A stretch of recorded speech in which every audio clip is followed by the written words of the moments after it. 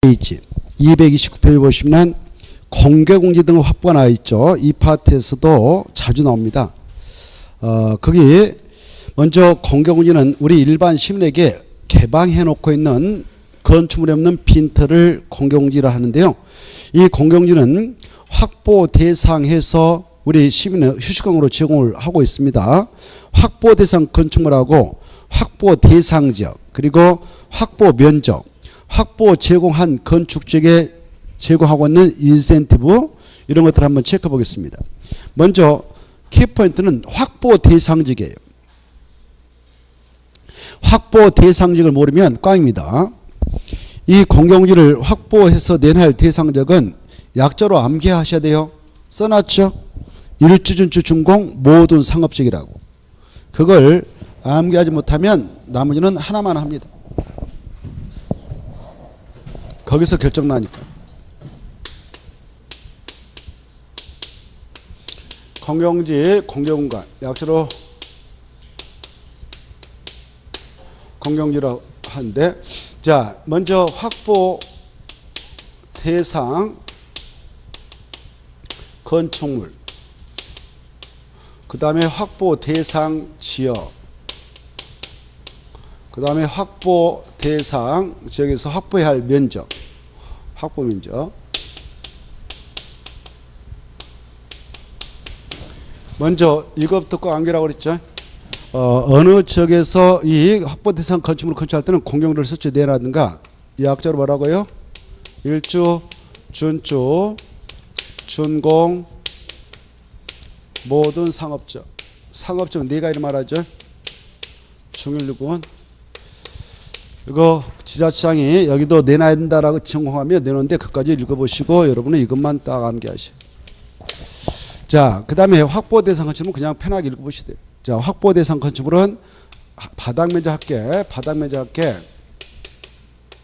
5,000제곱미터 이상이 큰 거죠. 5,000제곱미터 이상이 많은 사람이 이용하는 문화 및 집회설, 판매설, 뭐 백화점 같은 거. 판매설 중 무엇은 제됩니까? 농수산물 유통시설은 설치할 필요가 없다.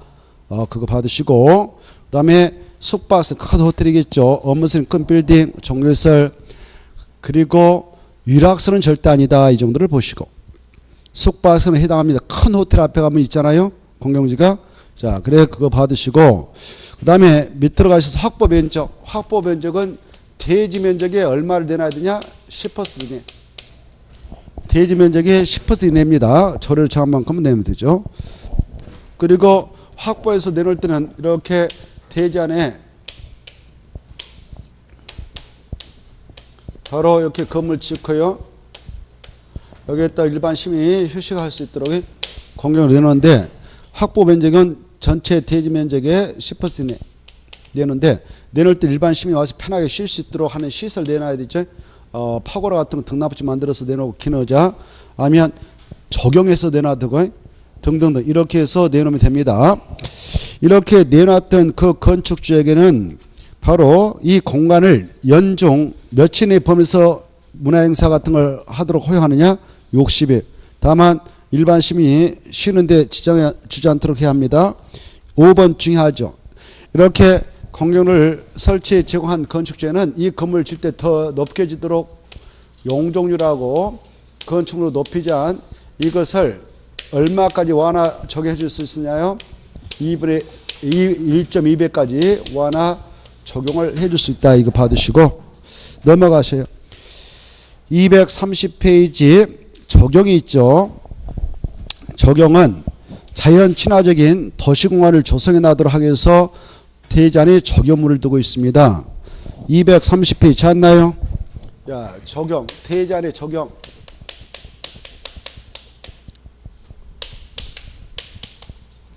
이 대지 안에 적용을 하도록 하고 있는 장소 보자면 이렇죠.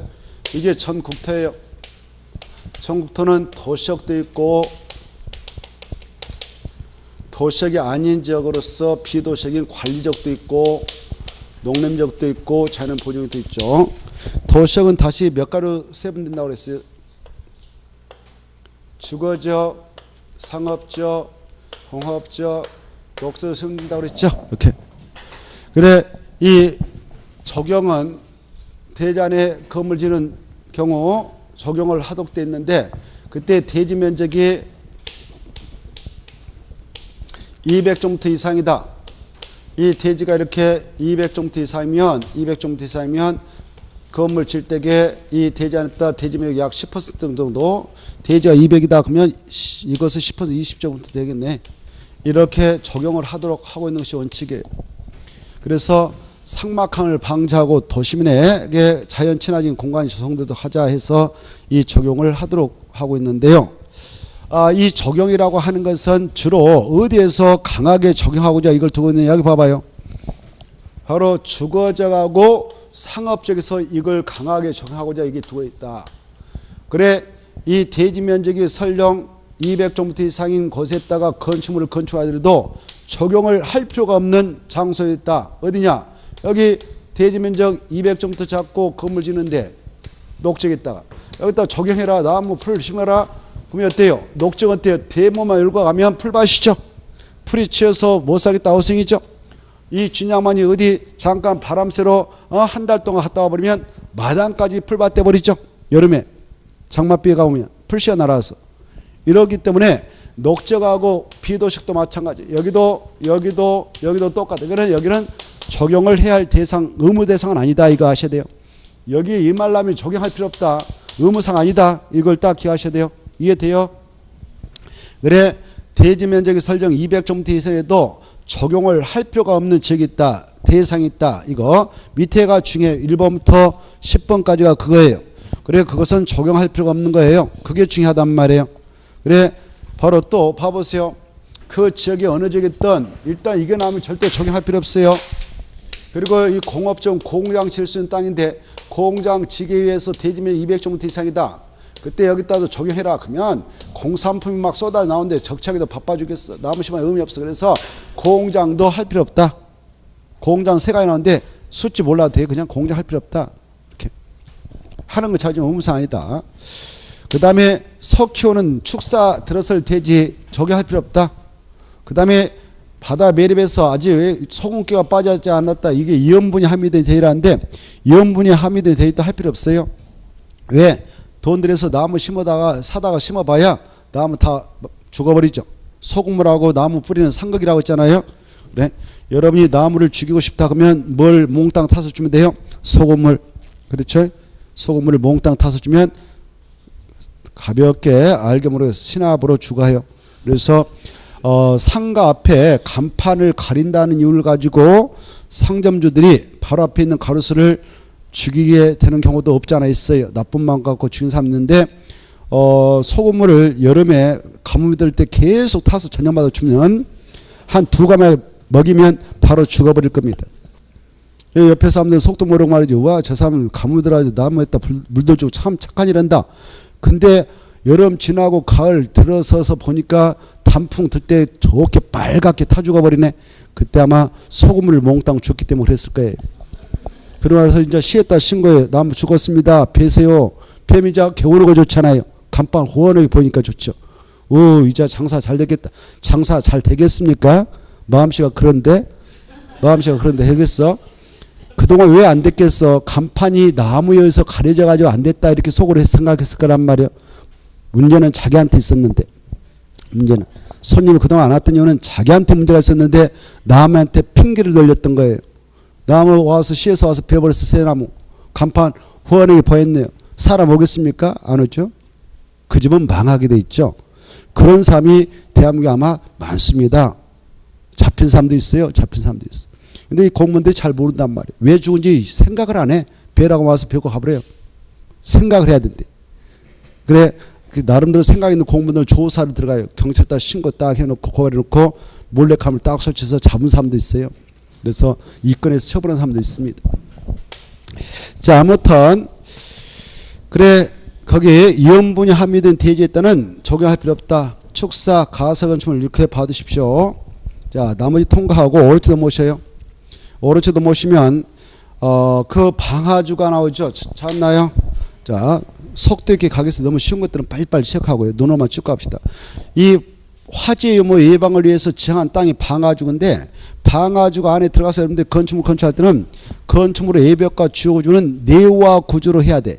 내화 구조는 화재가 발생했을 때 화재에 견뎌낼 수 있는 구조. 주로 설계 도면상 철근 넣고 레미크 넣고 콘크리트 쳐버리는 거예요. 두껍게. 그러면 불에 타지 않습니다. 건물은.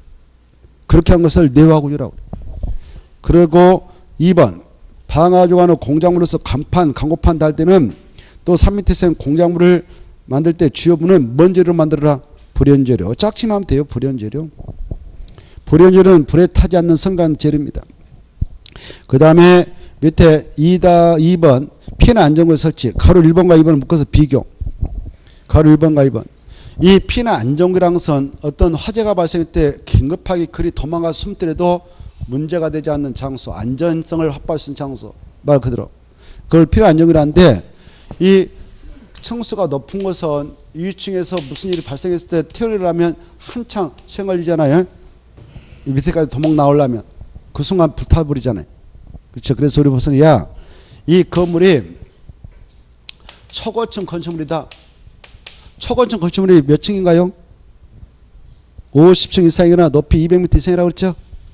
초고층 건축물은 최소한도 30층마다 몇 층마다요? 30층마다 바로 1개소 이상 피해 안정을 만들어라 이렇게 하고 있어요. 몇 층마다요? 30층마다 최대 30층마다 1개소 이상 피해 안정을 만들어야 한다 이렇게 하고 있죠.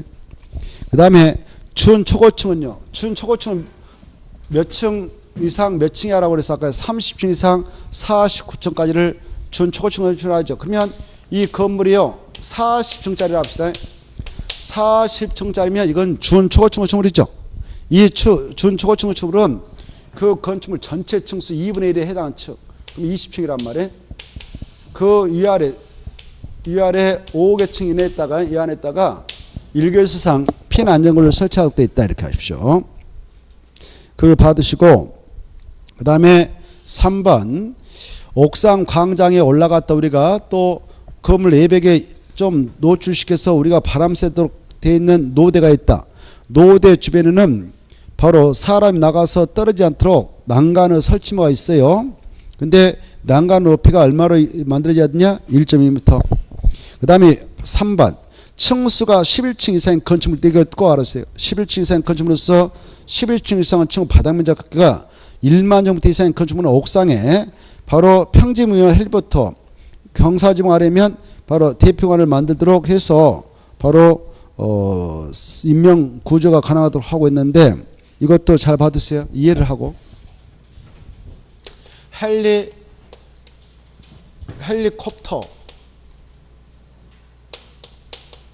헬리콥터는 아시죠? 헬리콥터가 있고 헬리포터가 있는데 헬리포터는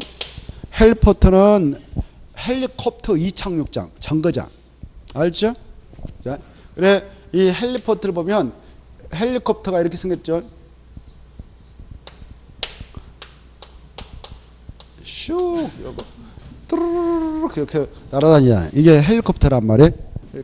그래 이 헬리콥터 이렇게 했는데 헬리콥터가 딱 점거할 수 있도록 이렇게 헬리콥터는 11자 같이 해가지고 H같이 만들었어요. H. 뭐같이 만들었다고요? H. 이렇게. 그래 이렇게 앙지게 그럼. 그래서 이게 보니까 헬리포트는 11같이 보여요. 뭐같이 보여요? 11. 그래서 헬리포트가 나면 11층 이상이 나야 돼. 11층. 이게 중요하다. 10층 하면 드리겠어요? 이 건축물이 있는데 10층으로 끝났다. 그러면 지금 이 규정을 적용하지 않아요. 이 규정을 적용하지 않고 최소한도 몇 층 이상? 그래, 여기 11층, 12층, 뭐 13층이다. 그때 11층, 12층 뭐 이렇게 10층으로 끝났고 11층, 12층, 13층이다. 이랬을 때 최소한도 지금 보고자 하는 이 그 규정은 11층 이상 건축물이다. 11층. 11층 이상인 건축물로서 11층 이상의 층의 바닥면적 합계가 1만 제곱미터 이상이다. 그랬을 때 바로 평지붕이면 여기 옥상에 되어 있다면 옥상에 또 헬리포트를 꼭 만들어라 그 말이에요. 헬리콥터가 이렇게 생겼거든. 가서 보면 옥상. 그리고 만약에 경사층으로 되어 있다면 여기 대평원을 여기다 만들어라 그 말이죠. 자, 그 다음에 넘어가시고 232페이지 거기서 봐둘 것은 나머지를 읽어보시고 쭉 내려가셔서 승관계 하나 봅시다. 승관계. 찾았나요? 승관계가 좀 문제가 되니까 나올 수도 있고, 이 우리가 이용하는 승관계는요 승용승관이라 합니다. 이것은 여러분이 돈 벌어서 건축할 때게요, 건축주라면 6층 이상으로서 연면적 2,000제곱미터 이상의 건축물 건축할 때는 이런 승용승관을 의무적으로 설치해야 돼요. 돈이 많이 들어가요. 한 대 설치할 때 최소한도 비용 1억 정도 하고 건축비가 더 증가하겠죠. 공간도 많이 차지하죠. 그렇지만 해라 이렇게 하고 의무를 가고 있습니다. 그런데 6층으로 딱 끝나버렸다. 각층 거실 바닥면적 300제곱미터 내마다 1개소 이상 직등을 설치한 건축물은 설치물과 면제되고 하는 건 자유입니다. 그 다음에 이제 비상용승관은 높이로 적용하고 있죠. 높이 31m를 초과하는 건축물에는 비상용승관을 한 대 이상 추가로 설치하도록 되어 있어요. 자, 한 대. 자, 그 다음에 밑에 이제 2대 이상, 이게 이제 주의. 체크 3. 체크 3을 보면 2대 이상의 비상용 승관을 설치할 때는 바로 화재 발생해서 불 끄는 데 지장 없도록 일정한 간격을 두고, 그 말의 핵심 용어죠. 일정한 간격을 두고 설치해야 됩니까? 딱 인접해서 설치해야 됩니까? 일정한 간격. 엄청 중요해. 한번 기출되어 있어요.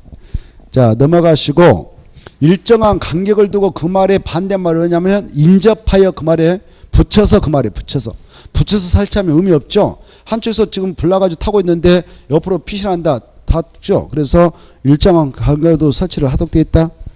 오른쪽 넘어오셔서 건축 분쟁 전문에 하나 있죠. 이 건축 분쟁 전문에서 알아둘 것은 우리가 이 건축 공사하다가 분쟁에 휘말릴 수가 있어요. 그때 분쟁을 해소하는 방법. 예컨대 내가 내 땅에다 건축물 건축하고 있는데 소음과 뭐 진동에 의해서 옆집에 건물에 건물을 가겠다. 그럴 때 분쟁이 발생할 수 있죠. 또 아니면 그럴 때는 인근 주민과의 분쟁이라고 그래. 나하고 또 내가 건축주다, 또 시공자, 설계자, 감리했다면 이 10층 공사 올리다가 5층까지 올라갔는데 붕괴돼 버렸어요. 그러면 그 들어왔던 돈 어마어마한 날리잖아요. 이 돈을 누가 낼 것이냐, 이거가 또 분쟁이 발생할 수 있어요. 이걸 건축 관계자 간의 분쟁이라고 그래요. 그 다음에 이 건축 관계자하고 또 인근 주민 간의 분쟁이 발생할 수 있습니다. 또 이 공사 감리자하고 그 설계자에게 협력해주는 관계 전문 기술자들이 있어요. 감리자라든가 감자, 설계자 아니라 감리자라든가 시공자에게 바로 협력해준 자가 있어요. 이네들을 관계 전문 기술자라고 합니다. 그네들 안에 또 분쟁이 발생할 수 있어요. 이런 분쟁을 해소하는 방법은 세 가지가 있어요. 첫째, 당사자 만나서 합의로 처리하는 거. 합의가 가장 좋습니다. 내가 손해배상 뭐 10억 해줄 테니까 우리 합의 쓰자. 그리고 끝낼 수가 있어요. 아니면 협의가 이루지 않으면 소송할 수 있어요. 민사소송. 민사소송하면 1심, 2심, 3심까지 가서 시간도 엄청 걸릴 수 있고요. 비용도 엄청 많이 들어갈 수 있어요. 이런 문제가 있기 때문에 바로 이 기구를 설치해서 운영하고 있습니다. 건축 분쟁 전문에 국토교통부 있다. 이 기구를 이용해서 분쟁을 해소하는 건 자유예요. 그러나 이 기구를 이용해서 바로 분쟁을 바로 조정과 재정을 통해서 끝내주면 받아들였을 때 여기서 종결됩니다. 법적으로. 그러면 시간도 아주 단기간에 끝나고요. 비용도 거의 들어가지 않는 상태에서 분쟁을 해소해 나갈 수 있어요. 그러면 이 기구는 어디에 법적으로 설치됐냐? 국토교통부 이거 하나 받으시고. 그러면 이 기구에서 해줄 수 있는 조정 재정사항이 뭐냐? 6가지가 있다. 6가지를 꼭 알았어요. 6가지를 기억할 때에 네 번째, 5번째, 6번째 용어다가 체크해야 돼요.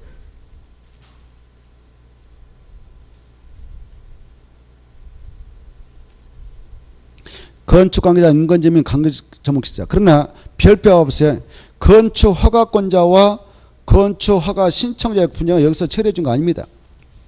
그래서 작년에 그게 나왔는데 박스 안에 있는 6가지를 알고 있는 걸 물어봤어요. 작년에. 그것 꼭 아시고. 그 다음에 쭉 내려가시면은 그 동그라미 2번 나올 거예요. 밑에. 이 위원회는 사건 당사자 중 1인 이상 여의 기구에 따라 신청서에 가면 조정신합니다. 어디 나오냐면은 1번에 사건 당사자 중 1인 이상 여기다 신청서 내가면 조정신청. 사건 당사자 합의로 여기다 신청서 접수하면 재정신청하는데 이 용어도 좀 비교해 두시고 이 조정과 재정신하면 그걸 처리하기 위해서 위원회가 구성돼요. 그 위에 보면 조정은 3명으로 구성되고 재정은 5명에서 구성됩니다. 수치 알아두시고 이때 조정신을 받으면 며칠 내에 끝내야 되고 재정신을 받으면 며칠 내에 끝내주냐 60일 120일 이 수치 꼭 암기하시고 넘어가서 보면 만약 조정 신청을 해서 조정 결과에 대한 수락을 하고 기명란 들어가면 당사자는 어떤 효과가 발생하냐 조정사와 통일한 내용과 합의가 상정된다 이거 받으시고 그리고 이 분쟁위원회가 행하는 조정 재정 절차는 비공개가 원칙이라는 거 다음에 통과하고 4번에 1번 특히 중요표 이 위원회에서는 판단하기 곤란한 것들 전문기관의 감정 진단 시험을 의뢰해서 결과를 구하는데 이때 그 비용은 당사자 간의 합의로 정하되 바로 당사자 간의 합의가 이루어지지 않으면 어떻게 하느냐 위원회에서 부담비를 정해주면 그 결과에 따라가야 됩니다. 그 점 보시고 특별 건축구역 이 특별 건축구역이라는 것은 밑에 써놨죠. 그 구역이 지정되면 뭐 세종시가 건설된 지역이 있다. 내포 신도시가 건설된 지역이 있다. 거기다 또 동계올림픽이 진행된 아까 그 평창 동계올림픽 도시지역이 있다. 이런 지역이 있다. 특별 건축을 지정할 수가 있는데요. 지정을 하게 되면 어떤 효과가 있냐. 그 구역 안에 들어가서 건축할 때는 건축 기술자들 건축물 건축할 때 저는 일부 규정을 적용받지 않도록 봐준다든가 완화 통합식 완화 적용받도록 배려해준다든가 여러 가지 규정을 통합해서 적용하도록 특별히 봐주기 위해서 지정구역이 특별 건축구역이에요. 그래 인센티브를 많이 줍니다. 편하게 건축물을 건축해라 기술 발휘해서 이런 주의에서 이걸 지하는데 그래서 독창적인 건축물 건축을 유도하고 건축기술 향상을 도모하고 건축 관련 제도를 개선하기 위해서 이 구역을 지하는데요. 이 구역을 지정하게 될 때 지정할 수 있는 지정권자는 오른쪽에 나오죠. 국장과 시도사라고 이 자들이 지정을 해놨는데 5년 동안 아무도 들어가서 그 공사를 안 한다 그러면 해지를 할 수도 있습니다. 특별 건축을 지정해 놓으면 그 장소는 국토협상 바로 도시군관리계 결정이 있는 걸로 보지만 용도주구는 용도구 지정은 있는 걸로 보지 않는다 이거 보시고 그 다음에 3번 이 특별 건축에서는 개별 건축마다 3가지 규정을 적용하지 않고 통합해서 그 구역의 전부 일부를 통합해서 3가지 규정을 적용해 나갈 수도 있어요. 바로 미술작품 설치규정, 부설정 설치규정, 공원 설치규정 3가지.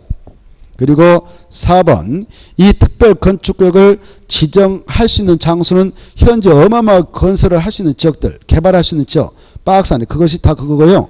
근데 이제 문제는 제일 밑에 줄 특별 건축을 지정할 수 없는 장소 4개는 꼭 암기하지. 마지막에. 그래 다른 법에 따라 지금 개발 못하게 막아놓고 있는 땅이 있어요. 그게 개발 제한구역, 보존산지, 자연공원, 그 다음에 접독이 있어요. 여기는 절대 지정 못한다. 그런데 그 윗줄 봐봐요. 군사기지 군사시설 보호구역은 지정을 할 수 있는데 미리 국방부장하고 협의는 꼭 해야 된다. 이 정도는 받으십시오. 넘어가셨어요. 쭉 넘어가면 한참 넘어가요. 넘어가서 올해 나올 수 있는 것은 238페이지. 체크해서 결합건축은 꼭 받으세요. 결합건축. 결합건축 찾았나요? 자, 그게 함재로 나올 걸로 예상돼요. 지금까지 신설만 해서 안 냈습니다. 그래서 올해는 나오지 않겠냐. 자, 이 결합건축이 뭐냐면은 여기 대지 하나가 있다 또 하나 대지가 있다 그러면 그 안에 적용되고 있는 용적률 있잖아요. 용적률을 이쪽 대지에서 500 저쪽 대지에서 1000을 지금 적용받고 있다. 용적률. 그러면 이걸 결합해서 1500을 결합해서 바로 활용할 수 있도록 하는 규정을 결합건축이라고 그래요. 무엇을 결합한다고요? 용적률. 그러면 1500 아까 이쪽 500 인정됐다. 저쪽 1000 인정됐다. 그러면 저쪽에 있는 용적률을 이쪽으로 넘겨준다든가 이쪽의 용적률을 그쪽으로 넘겨준다. 이렇게 해서 함께 결합해서 이용하도록 하기 위해서 이 규정을 두고 있어요. 결합건축. 무엇을 이동시켜 줄 수 있는 규정이다고요? 두 대지 간에 무엇을 옮겨줄 수 있다고요? 용적률. 이것부터 딱 잡는 키포인트가 그거거든요. 키포인트가.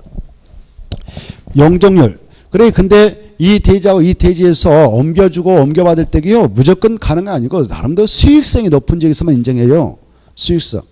그래서 수익성이 있는 지역에 저 시골에서 바로 여기다 건물 저기 용적을 넘겨받아서 건물 크게 전하는데 공실이 발생한다. 의미가 없죠. 그래 이 결합건축은 어디에서만 인정하느냐? 거기 인정할 수 있는 장소가 써졌어요. 오른쪽에 찾았나요? 바로 상업적, 역세권 개발구역, 그리고 건축협정구역, 특별건축구역, 리모델링 활성화구역, 도시재생 활성화지역, 자산진흥구역, 그 다음에 주관경 개선사업을 하기 위해서 지정한 정비구역이 있죠. 여기에서만 결합건축이 가능한 바, 결합건축은 두 대지 간의 용적을 주고받고 하는 겁니다만은 그때 이 장소 안에 있는 대지 중에서도 거리상 100m 내에 있어야 돼요. 두 대지가 최소한 몇 미터 있어야 된다고요? 100m 내. 왼쪽 보면 나있죠. 왼쪽에. 이 대지에서 저쪽 대지로 용적을 넘기려고 하는데 그 대지가 저 500m 뒤에 있다. 그러면 안 돼요. 최소한 몇 미터 있어야 된다고요? 100m. 이 수치를 왼쪽에서 받으세요. 왼쪽에서 100m 이 정도를 받으시면 좋겠어요. 그러면 바로 이 용적률을 넘겨주고 넘겨받았다면 그 넘겨받아가지고 건축했다. 그때 야 다시 나한테 넘겨주라. 이럴 수 없도록 하기 위해서 5번을 두고 있어요. 5번만 정확히 하면 되겠네요. 5번이면 결합건축 협정세에 따른 협정체계를 유지하는 최소 몇십 년 가야 되냐? 30년. 이 정도가 중요합니다. 30년 넘어가시고 만약 이 결합건축 협정서를 폐지하려면 어떻게 동의가 있어야 되냐? 전원 동의가 있어야 된다. 그 정도 보시고 17절 건폐가 용이 나오는데 이 건폐가 용은 꼭 시험에 나오지만 여러 번 했죠. 빠른 속도 보겠어요. 건폐는 대지 면적이다. 무슨 면적 비례인가? 건축 면적. 그리고 이 건폐를 채우는 국토개법에 따른 기준에 따른데 이 건축법이 특별법이니까 특별법을 통해서 그 기준을 완화 동합이 강화 적용토록 규정할 수 있고 있다면 그게 따른다. 밑에 용적률을 꼭 시험에 나왔는데 대지면에 대한 무슨 면적 비례인가? 연면적이다. 용적률 산정시 연면적은 지주 PP는 제된다. 아까도 했죠. 오른쪽에 지주 PP 제. 지주 PP 제. 그 다음에 가로 2번 적용 순서 똑같아. 용적률 제도한데도 국토개법의 기준을 따라요. 근데 이 건축법이 특별법이니까 특별법을 통해서 그 기준을 완화 동그라미 강화 동그라미 둘 다 적용토록 규정을 할 수 있다 이것이고 규정이 있으면 그에 따르면 됩니다. 밑에 대지 분할 제한면적 이건 꼭 암기라고 그랬죠. 건축 있는 대지는 주거적은 몇 종부터 몇 미치게 분할할 수 없는가? 60. 상업적 150, 공업적 150, 녹적 200, 나머지 기타 적은 60. 암기. 그 정도만 딱 봐두시. 그 다음에 통과해도 되겠고 넘어가 봐요. 넘어가서 시험에 나올 게 어떤 거냐면은 바닥면적. 이 바닥면적은 출제가 이르시되니까 잘 봐두셔야 돼요. 바닥면적은 구획의 중심선으로 둘러싼 부분은 수평틈을 산정시 원칙인데 이때 가로 3번에 1번 층고가 1.5m 이하인 다락이 있다. 경사진 형태의 지붕인 경우는 1.8m 이하인 다락이 있다면 그것의 면적은 바닥 면적에 산입하지 않습니다. 거기 밑에 자세히 써놨어요. 층고가 1.5m를 넘는 다락 또 경사 형태의 지붕 경우 1.8m를 넘는 다락 면적은 산입되지만 이하는 산입되지 않는다. 이거 가지고 여러 번 출제했으니까 이 수치를 좀 암기하세요. 그리고 밑에 4번 연면적이란 하나의 건축물 각층 바닥면적 합계 각층 합계에 뜻다 붙여요. 합계 합층 합계 아까 했죠. 그러나 다시 한번 용적률을 산정할 때에는 바로 그 연면적에 무슨 면적은 제외된가? 지주 PP 제외했다 동안 탁 줘요. 근데 시험에서 포함된다 이렇게 나오거든. 포함된다 그럼 틀리고 제외된다. 그 다음에 오른쪽 넘어오셔서 층고를 받으세요. 층고는 방의 바닥 구조체 윗면에서 위층 바닥 구조 윗면까지지 아랫면 하면 틀리겠어요? 위층에서 윗면까지. 8번에 1번, 2번, 3번 꼭 시험에 나옵니다. 아까 했어요. 지하층은 건축물의 층수에 산입한다, 산입하지 않는다? 산입하지 않는다. 중요하고. 층의 구분이 명확하지 않는 건축 아까 몇 미터마다 하나 층으로 계산하냐? 4m. 건축물 부분에 따라 층수가 다르면은 그중 가장 많은 그릇다 동합체 가장 많은 층수를 그 건축물 층수 본다 이렇게. 여기까지가 건축법이 나올 것이고요. 이 내용은 저 244페이지부터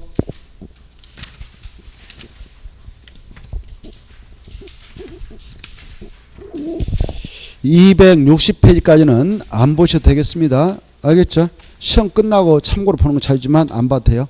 보면 좀 혼란스러울 수 있으니 안 보는 게 좋겠다 이런 생각을 해봐요. 자, 여기까지 해서 오늘 일정을 마무리 짓겠습니다. 고생 다 하시고 다음 주에 뵙죠. 안녕히 가십시오.